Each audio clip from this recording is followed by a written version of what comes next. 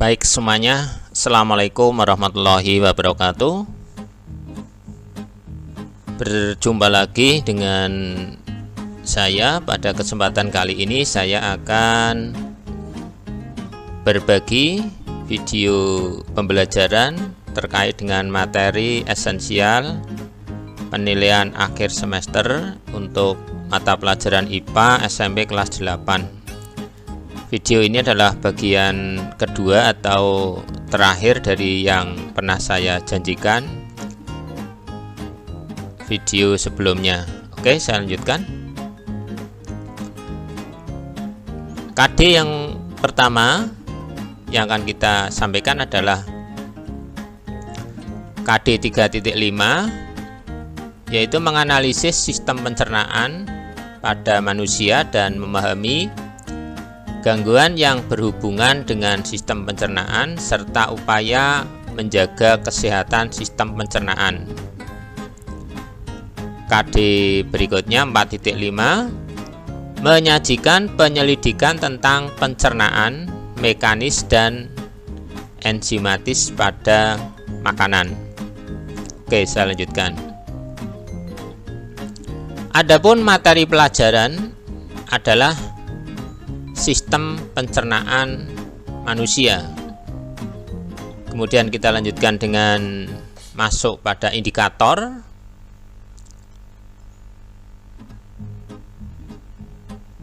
Yang pertama, disajikan data beberapa jenis bahan makanan.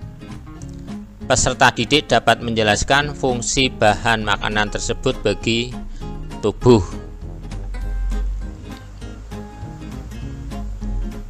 Kemudian berikutnya disajikan data hasil percobaan uji makanan. Peserta didik dapat menyimpulkan hasil percobaan tersebut.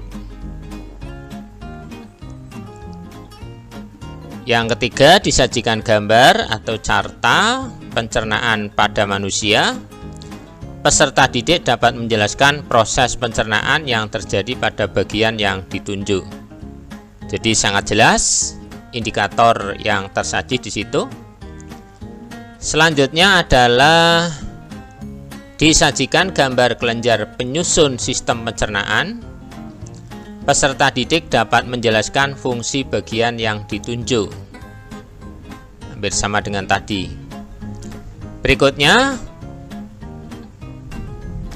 disajikan pernyataan tentang ciri kelainan pada sistem pencernaan. Peserta didik dapat menentukan jenis kelainan atau penyakit dan penyebabnya.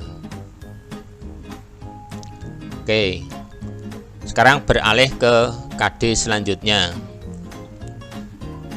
KD 3.6 menjelaskan berbagai zat aditif dalam makanan dan minuman, zat adiktif serta dampaknya terhadap kesehatan. KD 4.7 membuat karya tulis tentang dampak penyalahgunaan zat aditif dan zat adiktif bagi kesehatan. Nah, adapun materinya adalah sebagai berikut.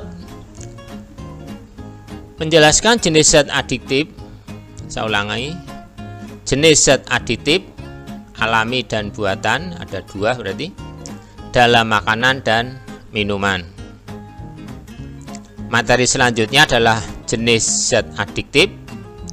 Kemudian materi yang ketiga, pengaruh zat aditif dan adiktif terhadap kesehatan dan ciri penanggulangannya. Oke. Untuk indikatornya, disajikan pernyataan. Peserta didik dapat menjelaskan kelebihan zat aditif alami atau buatan.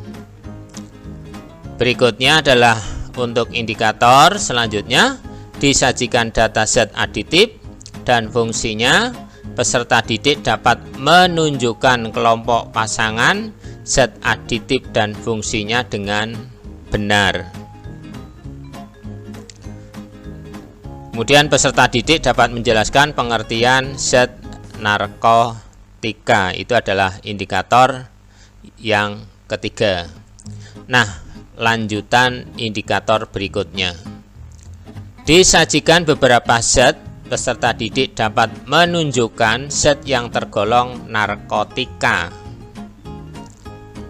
Berikutnya disajikan pernyataan dampak zat adiktif dan psikotropika.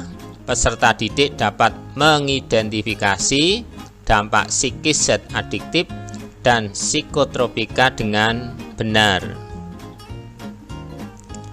Lanjutan indikator berikutnya adalah disajikan beberapa zat berbahaya. Peserta didik dapat menentukan zat berbahaya pada rokok. Rokok yang biasa kita lihat ya. Oke. Kita beralih ke KD selanjutnya. KD 3.7 menganalisis sistem peredaran darah pada manusia dan memahami gangguan pada sistem peredaran darah serta upaya menjaga kesehatan sistem peredaran darah.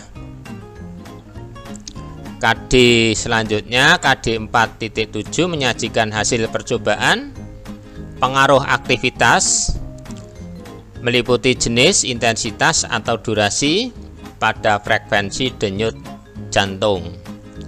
Oke, adapun materinya adalah sistem peredaran darah. Kemudian kita lanjut pada indikator. Disajikan bagan pembekuan darah oleh trombosit. Peserta didik dapat menentukan bagian-bagian yang ditunjuk. Jadi ada gambar gitu ya, kemudian ada satu yang ditunjuk, kemudian untuk menjelaskan saja ya. Berikutnya adalah disajikan gambar organ jantung. Jadi ada organ jantung gitu. Peserta didik dapat menjelaskan karakteristik yang dimiliki bagian yang ditunjuk. Hampir sama dengan indikator yang di atasnya ya. Untuk indikator lanjutan, disajikan gambar aliran peredaran darah. Peserta didik dapat menyebutkan urutan jalan peredaran darah besar. Berikutnya lagi adalah peserta didik dapat menyebutkan 5 perbedaan pembuluh nadi atau arteri dan pembuluh balik atau vena. Kemudian lanjutan indikator selanjutnya adalah disajikan data hasil percobaan. Peserta didik dapat menyebutkan faktor yang mempengaruhi frekuensi denyut jantung. Indikator selanjutnya disajikan gambar atau data hasil pemeriksaan. Peserta didik dapat menjelaskan penyebab dan dampak yang ditimbulkan dari kelainan tersebut. Demikianlah materi esensial lanjutan atau bagian kedua atau telah selesai. Jangan lupa kasih like, comment, and subscribe serta share agar channel ini bisa lebih berkembang. Terima kasih. Alhamdulillah. Assalamualaikum warahmatullahi wabarakatuh.